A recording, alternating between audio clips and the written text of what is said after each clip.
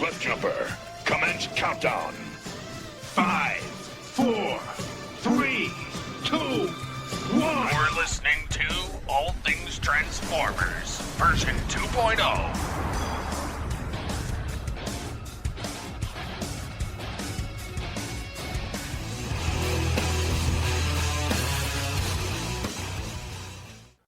And now, ToyCast, with your hosts TFG1 Mike and the Goddamn Protoman. This is the TFCon ToyCast, All Things Transformers Roundup. I am TFG1 Mike. Joining me is one of the organizers, the Goddamn Protoman. He has been on the show before. Hello, sir. How are you? How are you doing? I'm great.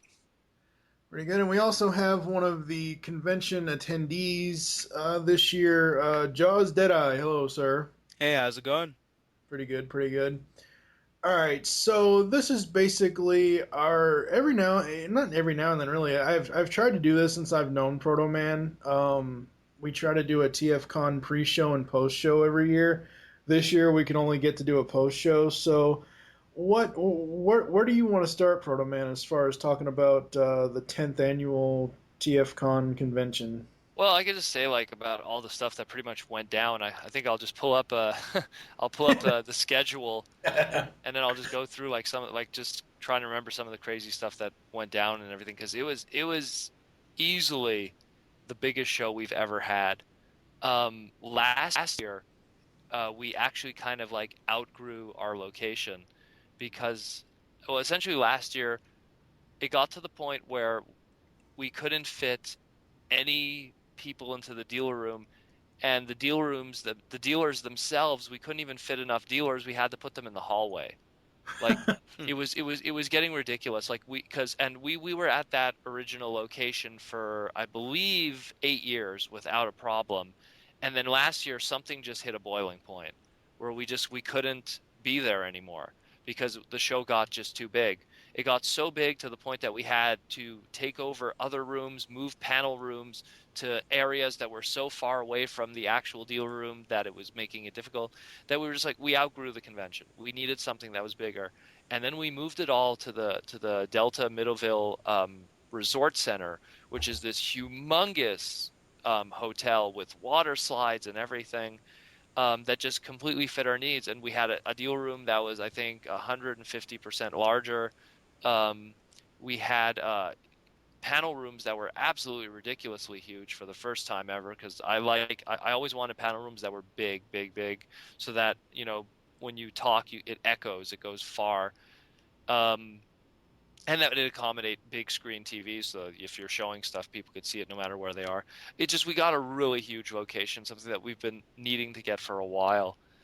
And since it was also our 10th show, we wanted to not just, expand upon all those little, technical things.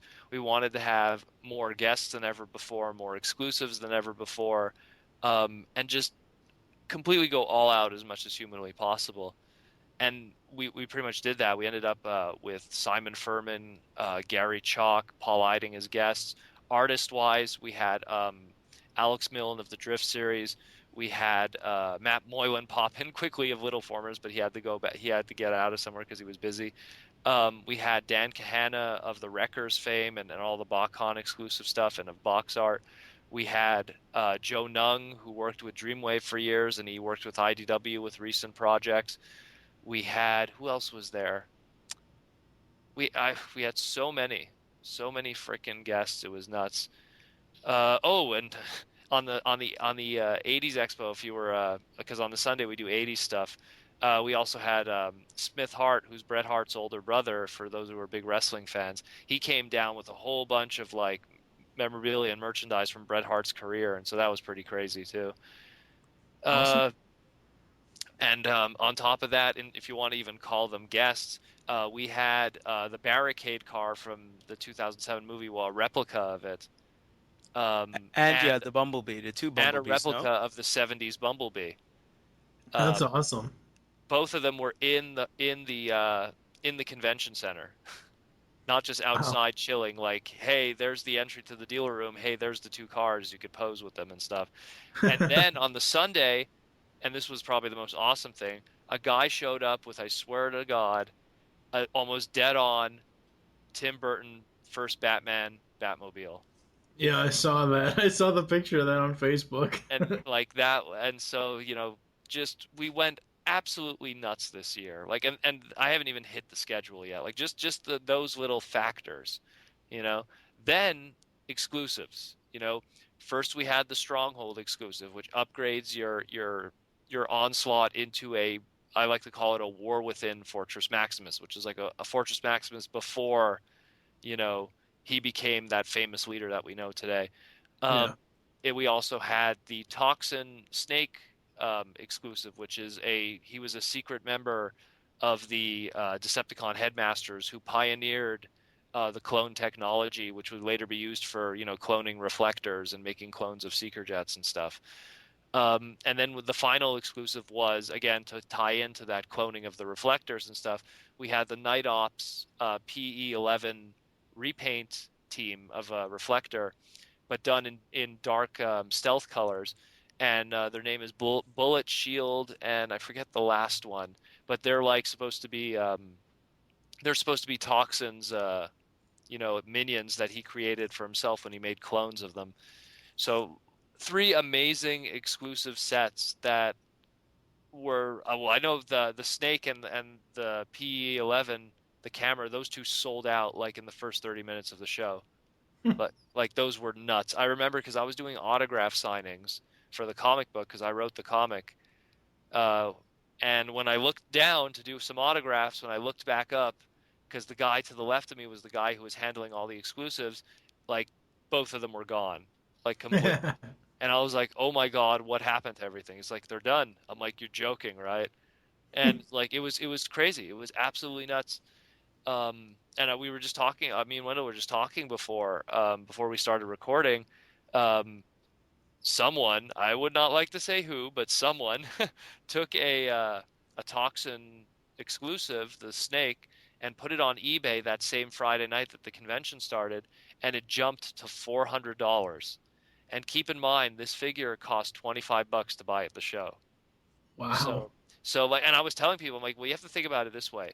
You go to BotCon and you buy the box set for like $350, and then you put it on eBay, and if you're lucky, you get $1,000. Now, $1,000 from $350 is approximately, it's about a 250% profit margin, which is good. Yeah. 250% is a good profit margin. But buying a $25 figure and it turning into $400, you can't even put a percentage on that. That's ridiculous. And it's not over yet, that auction. It's still going. Wow. It started Friday. It's going to end Friday. So it's that's just silly, like people are like, they really like, because I think it, I don't want to like toot my own horn, but I really think that because we did fiction related to those repaints, it really drove people even more so to want them. Mm-hmm. Because if they were like, the Snake Toxin head robot, it's been repainted in the past. There was even a BotCon exclusive one. Mega Toy Fan, he had the Toxin, not the Toxin, but the Snake repaint as one of his dealer room exclusives that he was selling at the show, and it did okay, and it didn't go for that much. But this one, like, something just was in the air. I don't know what it was. Like, again, I'm trying to figure it out. I think part of it had to do with because me and Alex Milne and Josh Perez, both 2 really talented people from IDW, because the 3 of us threw together a comic book that really fleshed out not only the Stronghold character but Toxin, and really put some story behind them and tech specs and everything in this nice little package. It gave a very strong connection to people who were coming to the show, and they really wanted to have it. And since he sold out so quickly, the people who didn't get it still really wanted to get it. So, they were willing to pay large sums of money, and it's nuts. It really was, but it's very flattering at the same time too. Now, this is the first year that TFCon has had multiple exclusives, correct? Yes. Well, the first time we've had multiple exclusives that were toys. Yeah. Well, that's what I mean. The toys. This is the first time you guys have had multiple exclusive toys. My question is this going to lead to maybe a TFCon box set next year? Well, I'll tell you this much: we had we had a really successful time with head robots. Let's put it this way. In the past, we've worked with other third-party companies. We worked with Justy Toys in 2007 when we had our world's smallest slag that was done in G2 colors. In 2009 we worked with Fans Project. In 2010 we worked with iGear, not iGear. I'm trying to remember the company Impossible that did Toys. Impossible Toys. Thank you. That did the Nightbird. So we had different experiences with different companies, and again, the most important thing is the process and how willing. And when we first did the Stronghold, Toxin was actually a suggestion by them. They were willing to make more exclusives for us. They liked it. So since number one, they're so great, these guys, and very friendly and very easy to communicate with, and then also very generous, and combine that with the fact that their stuff is also high quality, which is very important, especially with the debacle that happened last year with Nightbird. I don't want to say anything officially, but I'm pretty sure we might be seeing more of them in the future. Very awesome. So, very awesome. Like, if there would be a box set, I could see it personally. Again, don't quote me on this, but I could see it if we did have some kind of, like, let's say 3-pack box set or something. It would definitely be with them, because I see them being someone who would be willing to dish out multiples of merchandise in order for it to happen. Like the PEX11, the PE11 camera, that was actually a result of some networking when the entire staff went to BotCon that year. We all went there, and then we talked with the guys who were dealing with I believe, who are the guys who do that set? Perfect Effect. It's Perfect Effect, yeah. With the guy, we were talking with them, and we worked something out, and that happened. So that was just like a last minute string of luck. So last minute, though, that let me tell you, for those who own the comic book, the panel that has the 3 reflector night ops in them, those 3 spots that are the 3 reflector characters, they were originally supposed to be the Decepticon headmasters.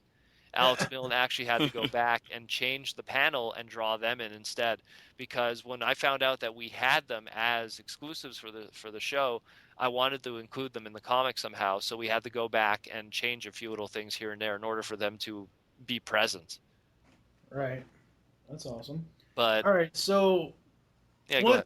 As far as the scheduling, what was like the first big thing that you guys did this year? After the registration, and people, like, 'cause how it always starts is the Friday, people come, they pick up their badges and their stuff, just because they want to get their hands on their exclusives and everything early, get their comic books, their T-shirts, and we do, like, if specific people are there, we try to convince them to sit down and do signings. So I sit down and I do a signing for the comic book.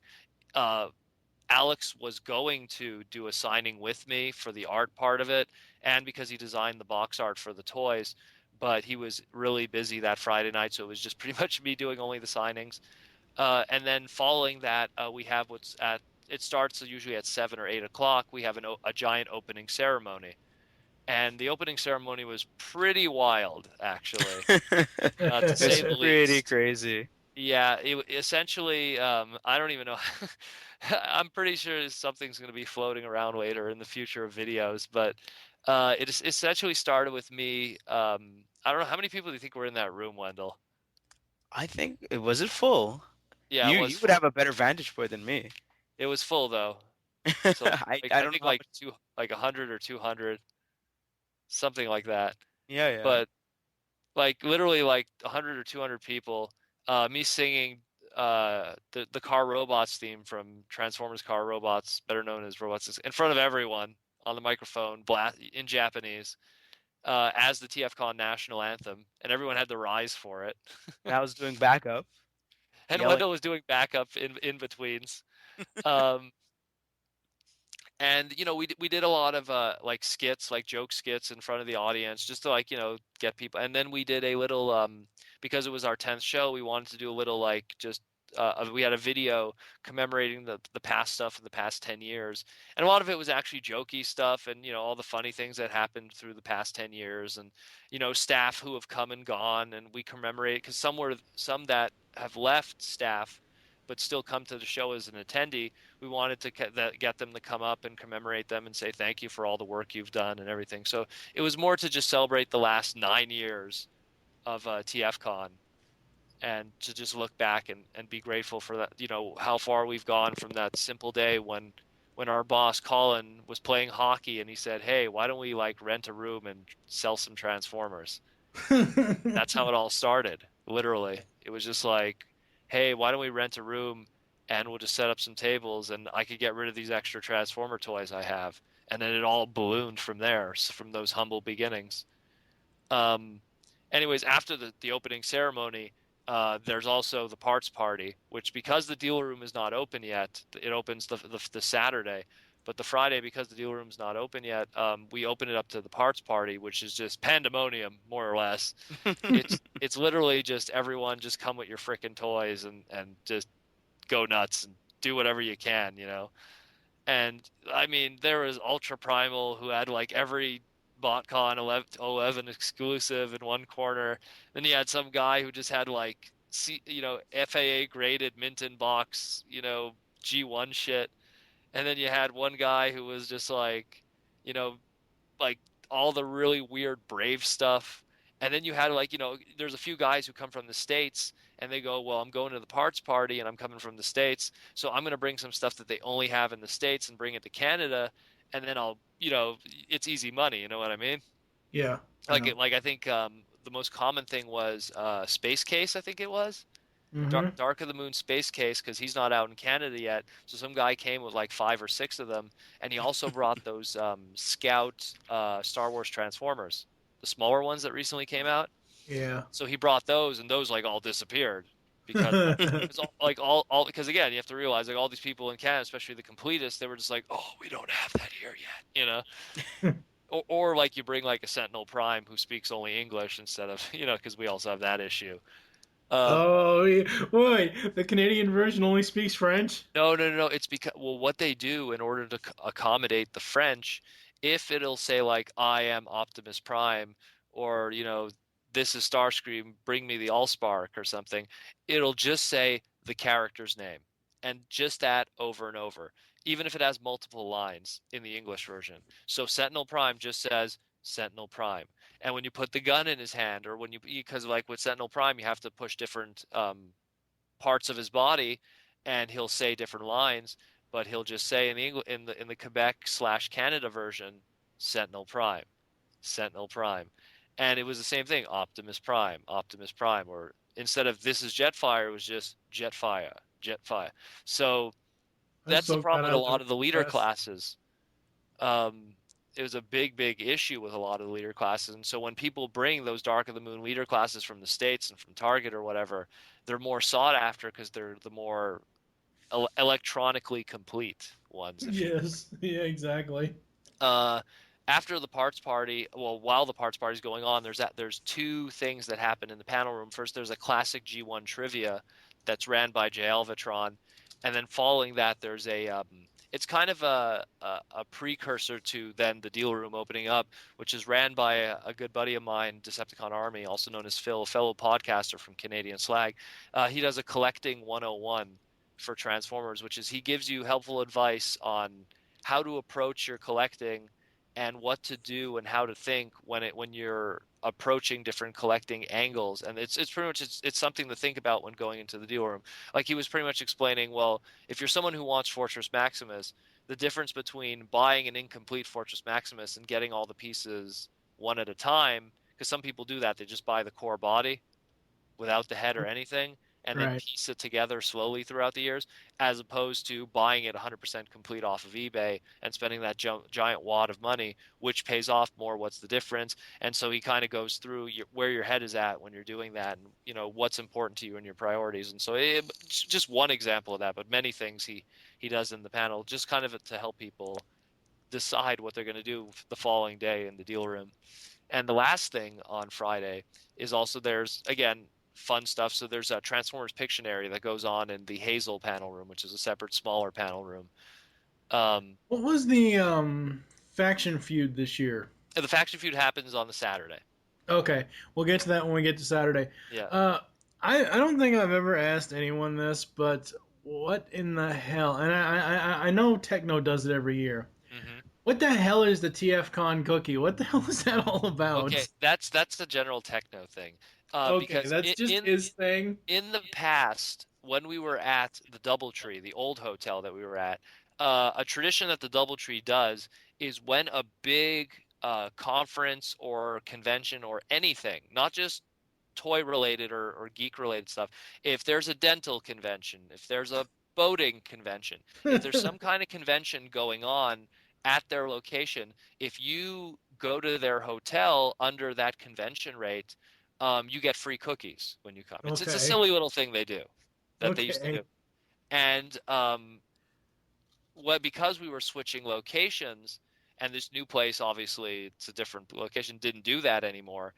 General Techno, I remember he posted over Twitter something about he bought a bunch of cookies for everyone or something. I don't know. I'm not responsible for his actions. It's the I first don't time I think heard even about that. he's responsible for his actions Okay. sometimes. But anyway, all right. So Saturday morning, what happens when So you guys the first? Saturday, obviously the big day. How it works is the people who pre-registered, they get in a half hour early into the deal room. The ones who didn't, obviously, they have to just wait until 10. Um, Honestly, and this is when I knew that this show was nuts. It was the first time ever I saw such a big line. Like it was BotCon size, the line for the dealer room. It like I couldn't describe it because you weren't there, but it was literally like He was like going to the to the restaurant. No. bar.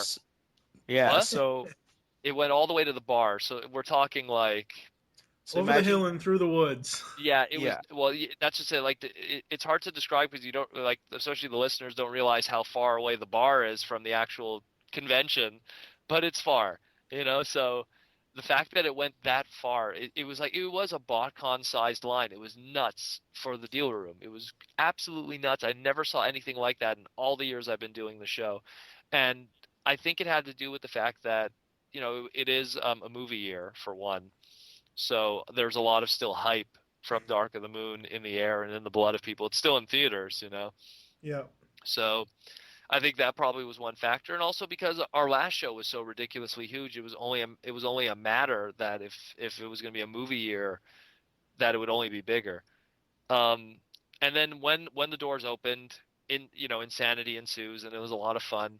Paul Eiding had a question and answer panel where he pretty much, the thing with Paul Eiding, what's great about him is he was a Broadway actor first and a voice actor second, and he's also very abrasive. Paul, like he's the kind of guy who loves to tell dirty stories and stuff and crazy stories because he's lived a crazy life. He really has, and it's funny because he has his wife with him, and you think when he has his wife with him, he's going to calm down. No, he's making jokes at her expense. He's great. He really is. And like his panels, and especially like we'll get into the best part of what is TFCon, but like after the shows, he's just one of the greatest. Like easily, I've met him at 3 different shows, and every time I've seen him, he's always like side-splittingly funny because of it. And and this is Perceptor, like that's all he's ever done in Transformers, one of the most boring characters, but yet the man behind the microscope, so to speak,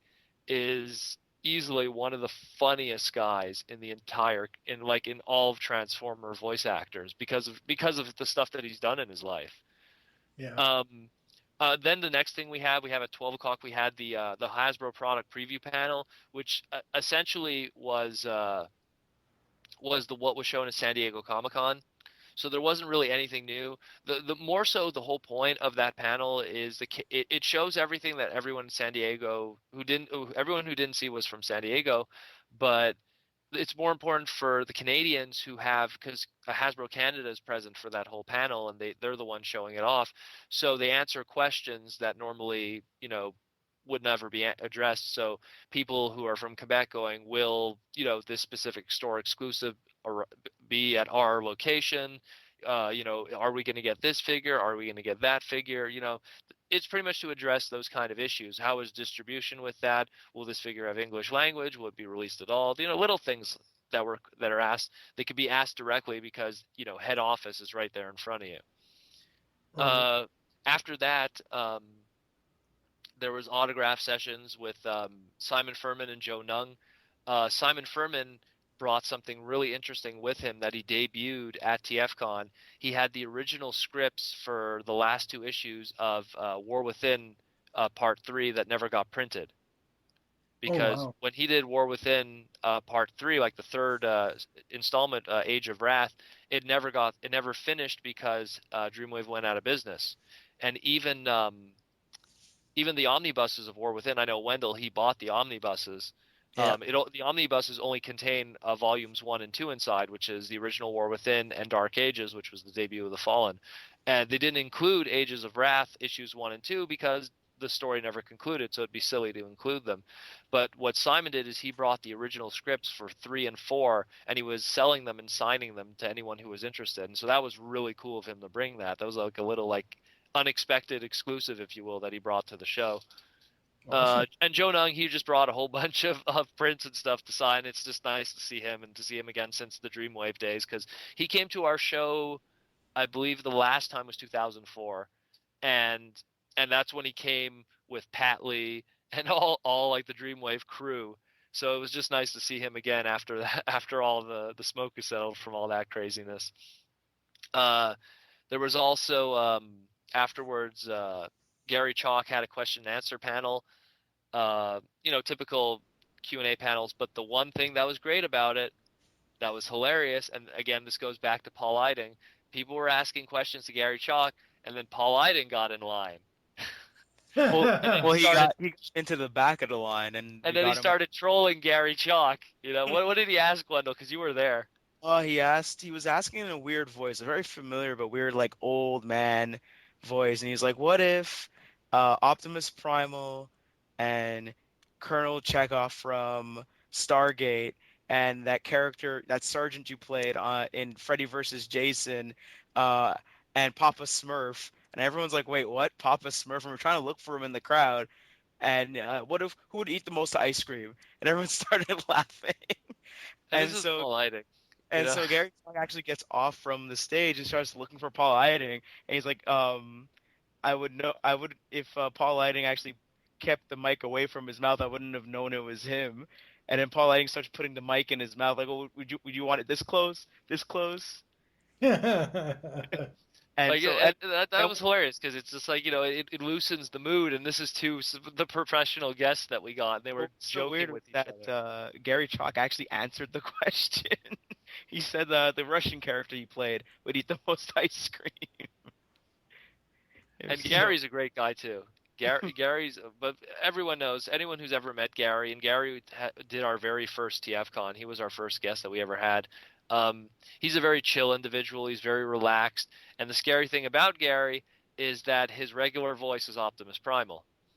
So when he talks to you, when he talks about anything, it's not voice acting. That's just who he is, Yeah. And what was interesting is that Gary's agent was with him.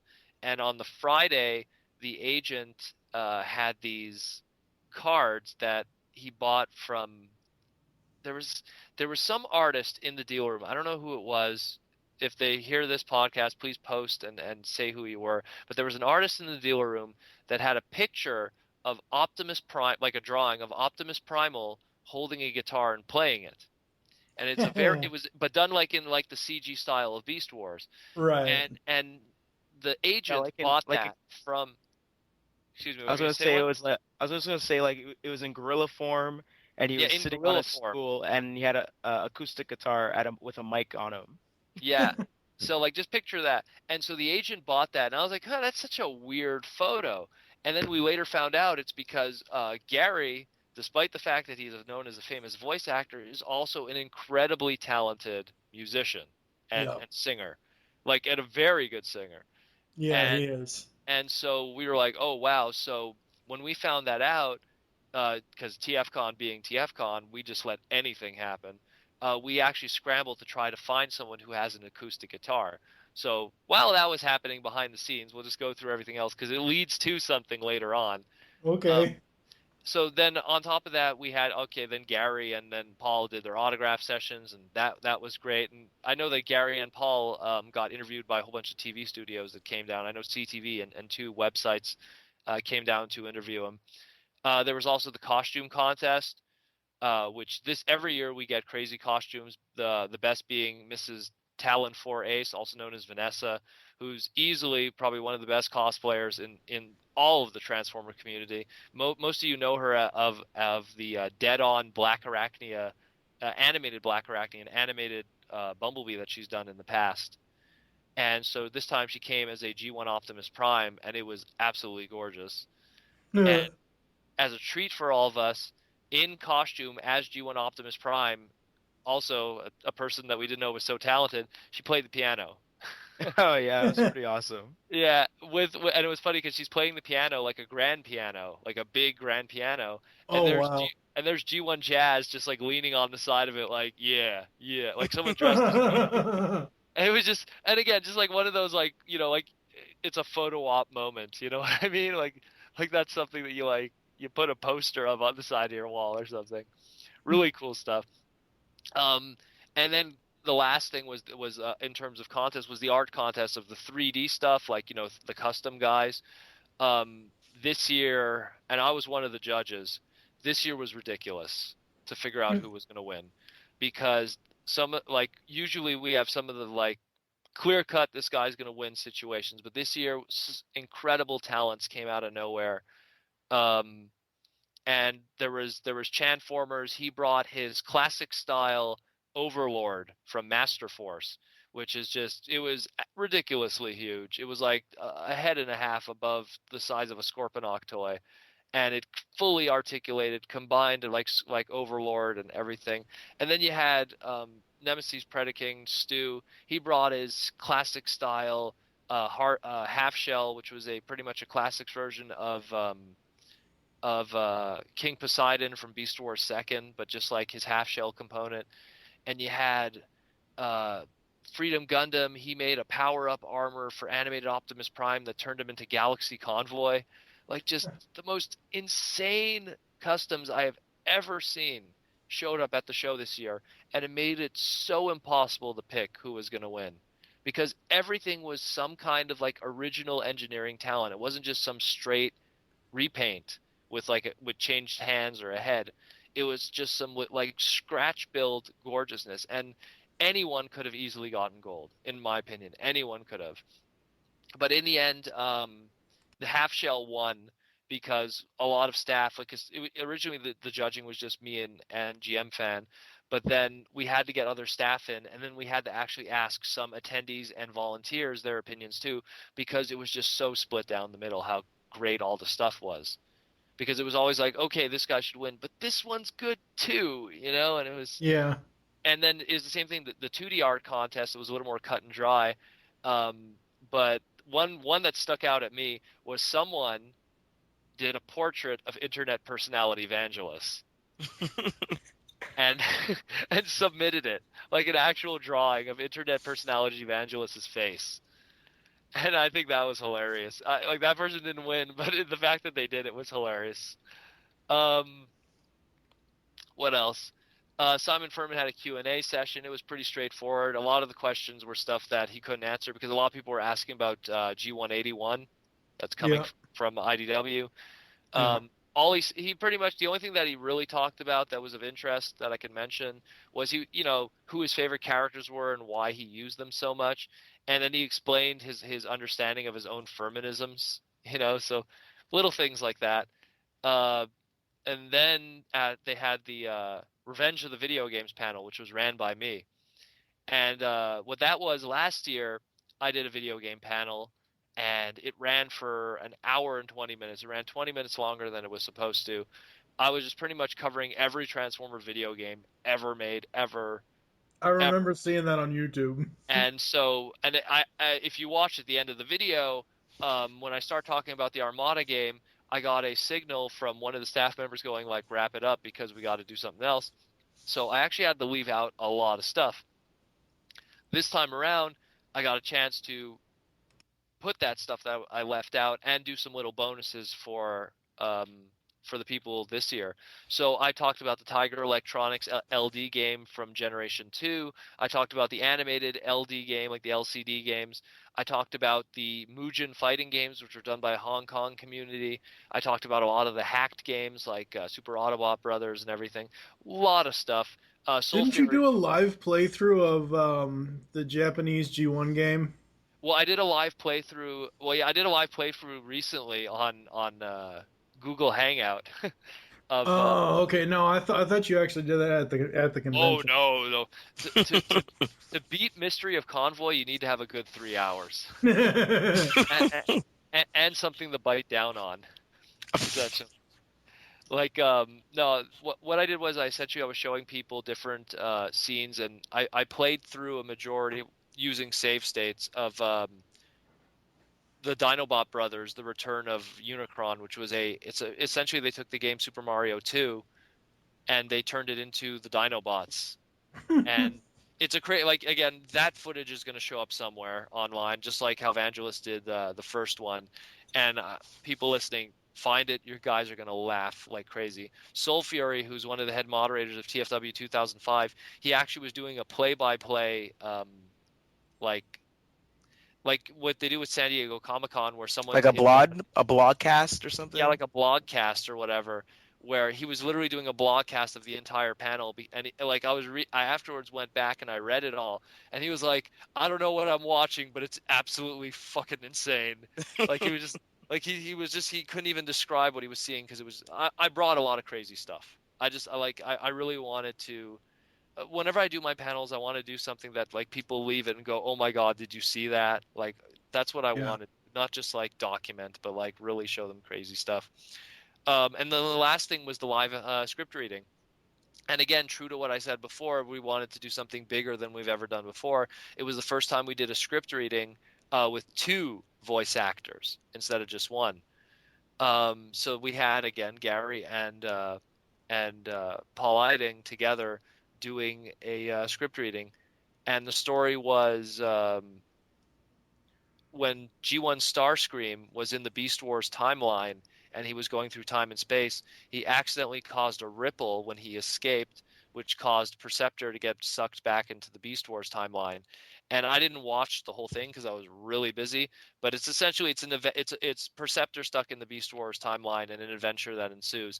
And a lot of fans got to audition and play as specific characters that would appear, namely Beast Wars characters. So that was pretty awesome. And then to cap off the last thing that was done in that room was they played the original '86 movie, because this year was also the 25th anniversary of the original '86 Transformers movie. Yep.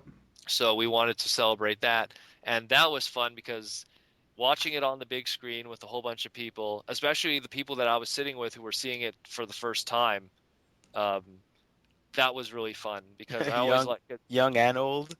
Yeah, young and old. There was children in the audience who were seeing it for the first time and laughing at Wheelie and laughing at the Junkions and stuff, and that's the new generation of fans. So it was really cool to see people who were seeing the movie for the first time and laughing at excuse me. It's always nice to have that first experience and relive it through other people, because I mean all of us, we've seen it only a billion times. Yeah. So to see it through the eyes of because I brought some friends from Montreal who were toy collectors that collect anything but Transformers, but they were seeing the movie for the first time, and it was kind of my way of saying this is what I like and how amazing it was. Like when that Optimus Prime scene happens, it's like I would turn to my friend and go, "See, this is what I am. This is it. This is how amazing it is." And it was that time to shine, and it was really cool. I don't want to go off on a tangent here, but I have to say, it's all Hot Rod's fault. Well, Wendell, didn't I yell something? Because I was actually horrible, because during the entire screening of the movie, I would yell at certain parts at the screen. Mainly because the only one that caught everyone off guard was towards the end when he starts using the Matrix. That threw everyone off. Because what I did was I yelled when just before Hot Rod's about to interfere with Megatron, I yell, "Hot Rod, don't do it!" Yeah. And then just when he's about to grab the Matrix off of Unicron, I go, "Oh, this is it!" And I yell like extremely loud in the middle of the room, and everyone's just like, "What the jump? Yeah, because I'm staff and I could get away with that kind of stuff. Normally I wouldn't do something. Because again, I love that movie to death, and if it not for that movie, I wouldn't be where I am today. I think so. And then the last thing of it all was the faction feud, and the faction feud this year, because one of our previous staff, Aeronaut Mike, he retired from the show. We got Vangelis to host the faction feud. And for those who aren't familiar with the faction feud is essentially Transformers but done in Family Feud style. So we asked them a question like, name a Decepticon headmaster. And then what we do prior to the show is we poll 100 Transformer fans, and we see how many of them, when you say name a Japanese headmaster, Decepticon headmaster, what's the first one that comes to mind? You know what I mean? And so that's pretty much how Family Feud on television is. It's the same thing. So you'd say Scorponok, and that gives you 60 points, as opposed to if you said Weird Wolf or Mind Wipe. Mind Wipe, yeah, exactly. So we did stuff like that, and that was really fun. And I believe the team that won that was the Furmanisms, and second place was the Ninja Consultants. a lot of weird teams, but very impressive. I was the judge for that one, just so in case if people question stuff, I could settle it. But that was really fun. And then the last thing was the TFCon after party. For the Saturday. And the TFCon after party was the thing that was crazy. And what that was, and what I mean by crazy, was going back to finding a guitar for Garry Chalk was, first of all, and this is where TFCon is awesome, we had a bar that was reserved for us, and the bar for the convention made Transformer drinks. So if you went to the bar and said, I want an Autobot, or if you wanted a Decepticon, you got a specific shot glass of a specific brew that was colored red or purple. And so, there were some people going, I want 3 Autobots and 2 Decepticons, and it was. So wait a minute, what if people wanted 3 Maximals and 4 Predacons? I don't know, I guess yellow and green. I don't know. Yeah, yellow and green. we didn't think that far ahead. Maybe at the Beast Wars anniversary. But it was funny because you had Garry Chalk had 3 Autobots, 3 Decepticons, and so when he downed those and we gave him the guitar, he started singing. And I'm not talking he just did one song. He literally did 7-song set, I guess. No, more than that. More than 7? Gary sung and we're sung. I think I'm not over exaggerating here. I think 15 different songs. He just kept going, and he sung. What's the song from Watchmen in the intro? I have no idea. A time. I didn't see Watchmen. I'm sorry. Yeah, I have no idea. Okay.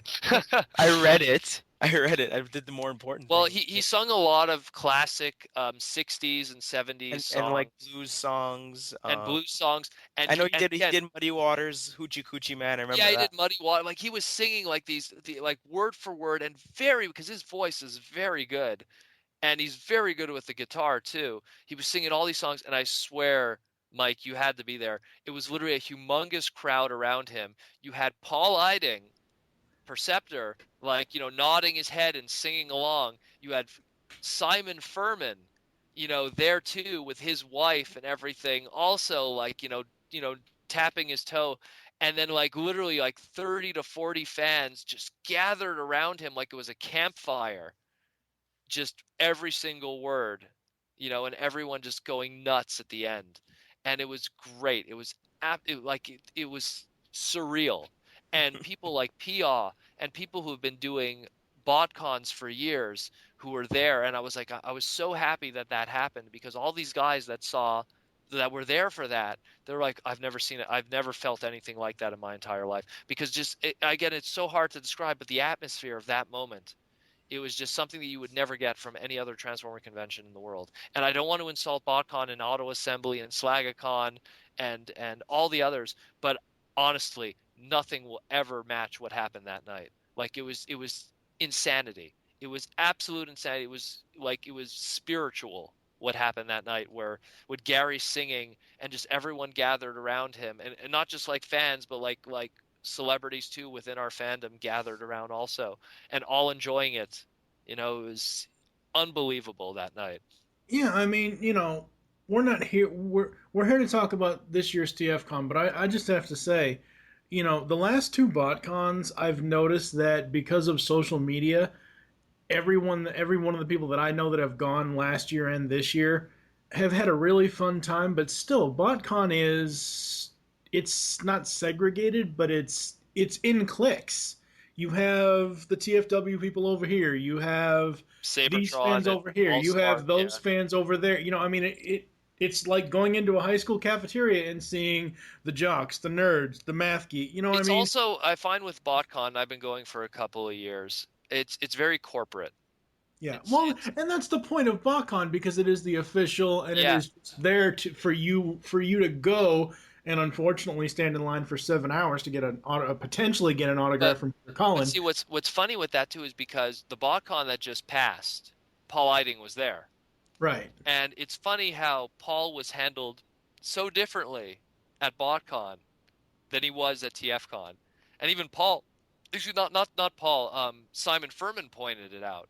Hmm. Where he was like, because when he was at the bar with all of us and we were all sitting together and talking and stuff, he was saying how, because this was his first time doing TFCon, he was saying it was unbelievable how different an experience it was for him because he just was not used to that. Because Simon, all he's ever been doing is Transformer shows, but that being said, the only Transformer shows he's ever done were BotCons, and he felt that he's been carted around like cattle, and he never had a Yeah, and I chance to mean, because you guys are, essentially, I mean, compared to BotCon, because you guys are essentially smaller, Yeah, it's more personal. it is, and it was unbelievable. It really was. Like, just I can't wait until people start posting those videos of what happened that night, because even me, I was joking about it, but I really want to find someone who really recorded a good audio of it, and I want to make a CD.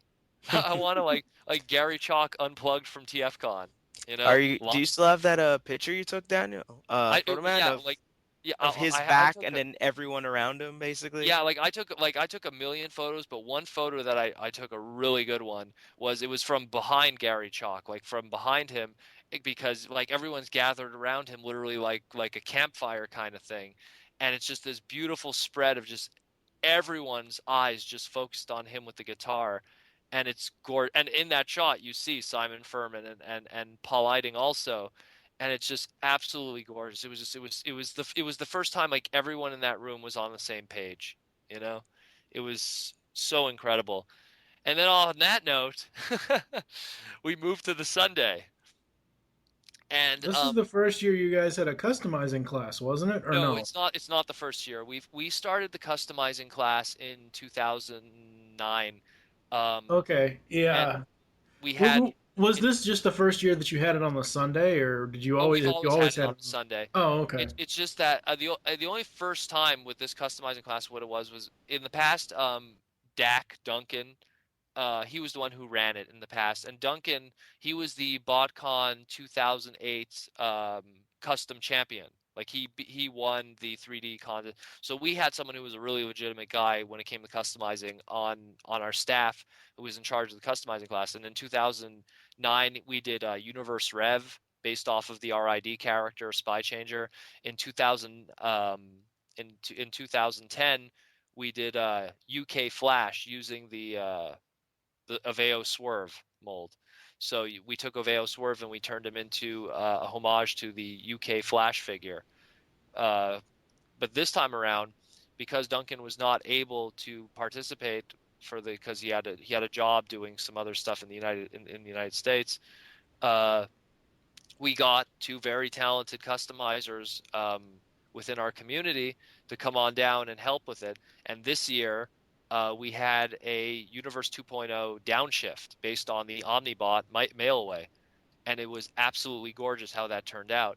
Repro Labels helped out with it again this year, giving us stickers to give that final pop to the character, and it was a gorgeous figure. I'm actually jealous because I was not able to be in the customizing class because I'm staff. I do hope that we will have some made for staff afterwards. But and we just for those who are wondering, we used the Prowl mold from Universe 2.0 or whatever. Oh, And interesting. but it came out like it's just they did so many little things here and there that changed it to make it look like Downshift.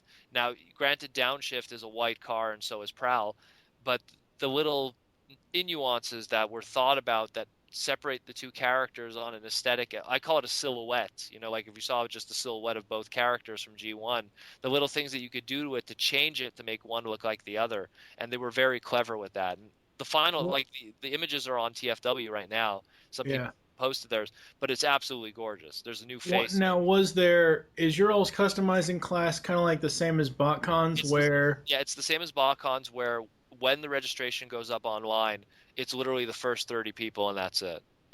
Well, no, that's not what I was going to ask. I was going to ask as far as constructing the figure where maybe it's, the same mold as the Prowl, but it's a different head. Well, you see, the difference between us and BotCons is BotCons, what they do is you get, similar to how the Chinese factory is, where everything's on a tree. Mm-hmm. BotCons is more like you're assembling a model kit because you're literally building the figure from scratch from the trees. You're snipping it off the trees and then gluing them together and screwing them together. Okay. And then you apply a few paint and a few stickers and bang, there's the custom class figure for BotCon. What we do instead is we give you the assembled Prowl. Because what we do instead is we get donated from Hasbro Canada, we get donated a large amount of figures of the same one. So this year we got donated 30 Prowls. So we take the Prowl, we literally take them off the bubble because they're in the package. Yeah. We take them out. We wash the figure first because you want to have you clean the oil off of the surface that comes from the factory. You disassemble it completely, and then again, I wasn't there for the entire thing, but then the process begins. Usually the new head sculpt is something that's done by third party. We have a guy named Venksta who works in the community, and he helps with Impossible Toys with some of their stuff. And he's also a third party guy who does his own little things on the side. He was the one who was responsible for all the heads and everything.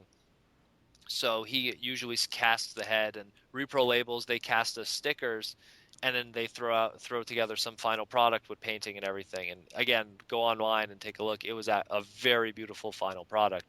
To the point that people on the boards were being very silly with it too, because they were looking at it and go, "Oh, well, there you go. Now we're screwed. Now we're never going to get a Universe 2.0 downshift."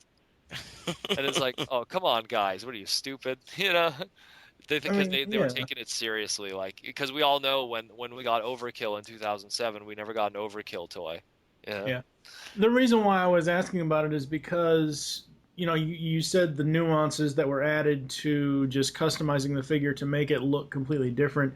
The reason why I was asking about that was because the first thing I thought of was how at BotCon this year they took the RC mold and just completely redid her as Minerva and Dragstrip, and that's what I was kind of comparing the transformation from Prowl to Downshift to. Oh yeah, well in the case with BotCon, where by just disassembling RC's head and putting in the antennas and then reassembling it, completely changed the silhouette of the character. Not to mention, they had repro. Well, they didn't have repro labels, but they had stickers that they attached to the RC that helped give that Minerva pop to it.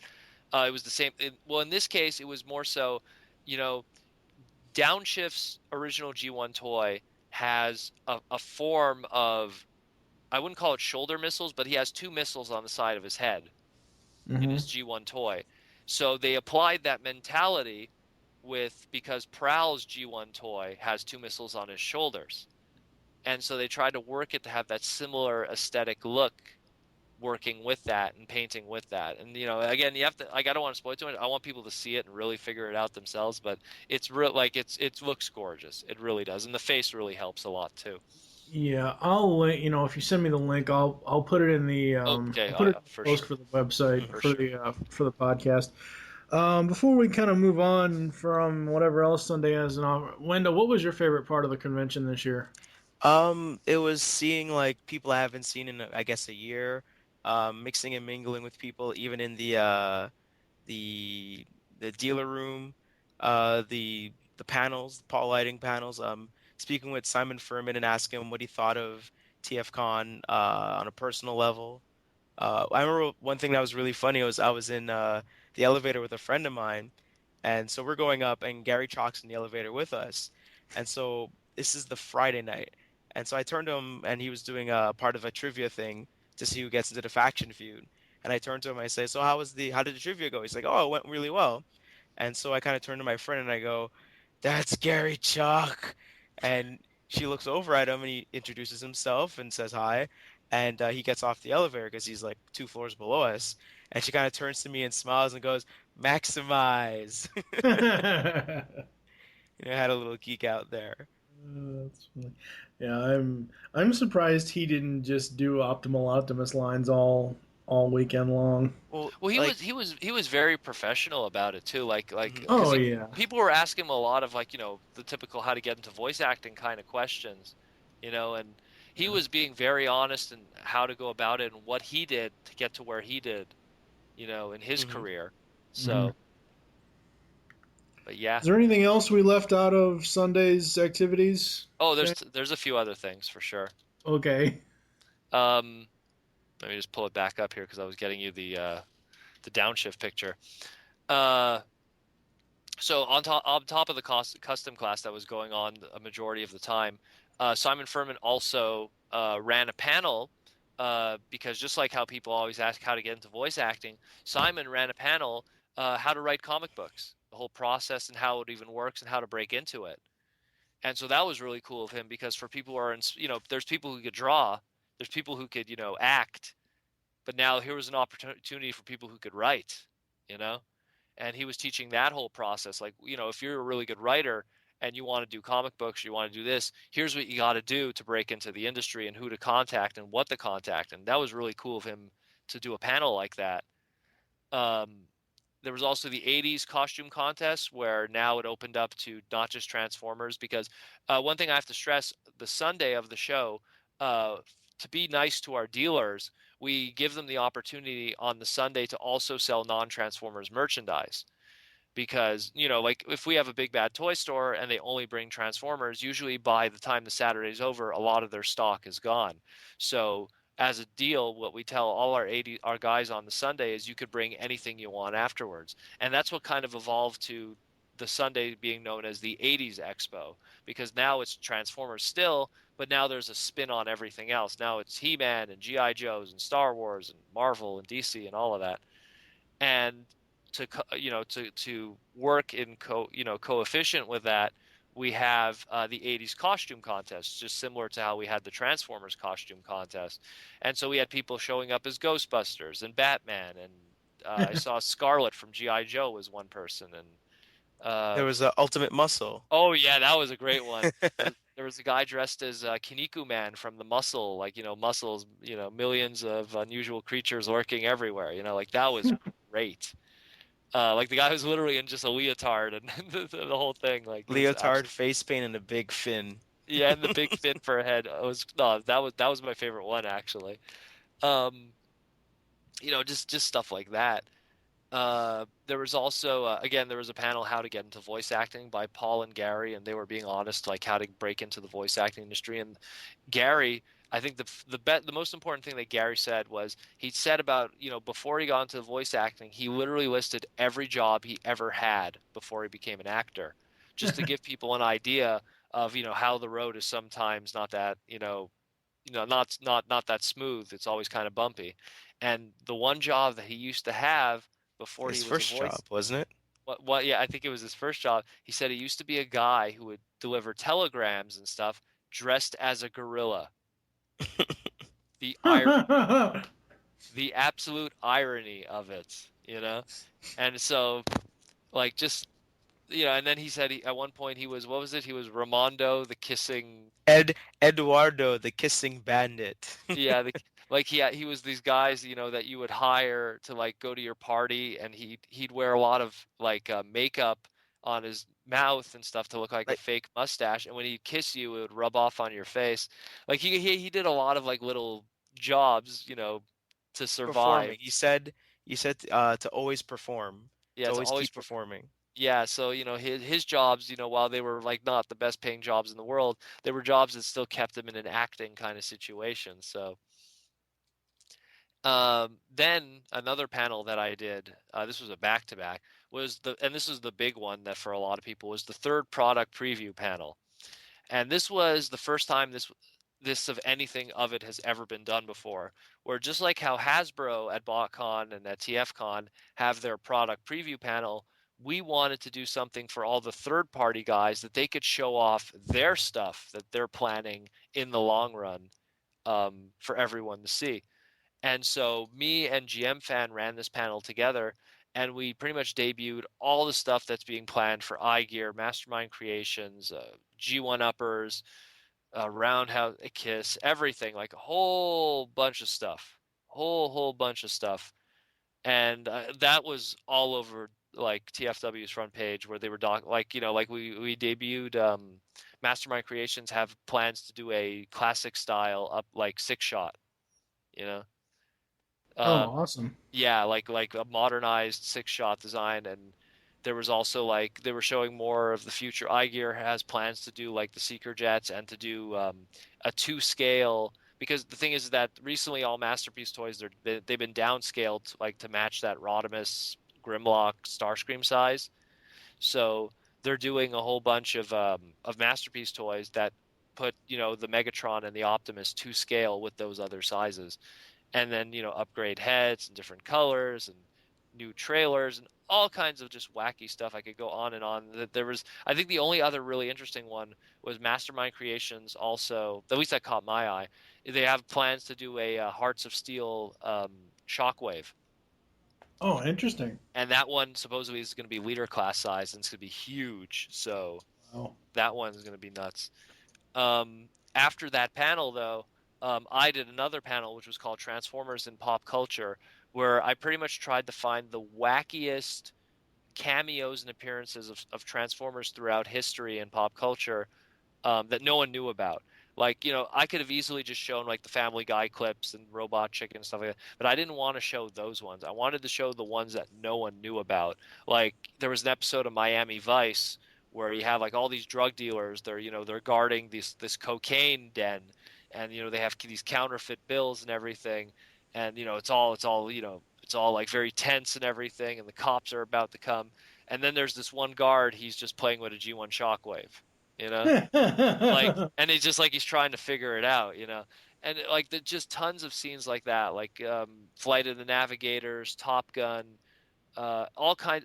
There was a movie called The Professional with Natalie Portman and Jean Reno, where Natalie Portman's character would watch SOS Dinobots over and over on TV, you know.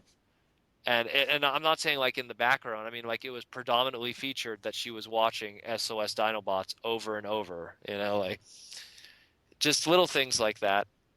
And then the final thing that we did was the organizer panel, where again to celebrate, now 10 years of doing this show, but also to just thank everyone who worked on the show, and for anyone to air any opinions, complaints, or comments that they would like to say. And a lot of most of the comments were just positive stuff. I think the only one that was a negative, trying to remember what it was. Oh my God, because I like there was a lot of like just people really dug the show. I think it was something about the exclusives need to be more numbers, but Yeah. something like, because like a lot, because literally like there was 50 of the snake, and the first 50 people in line got the 50 of the snake, so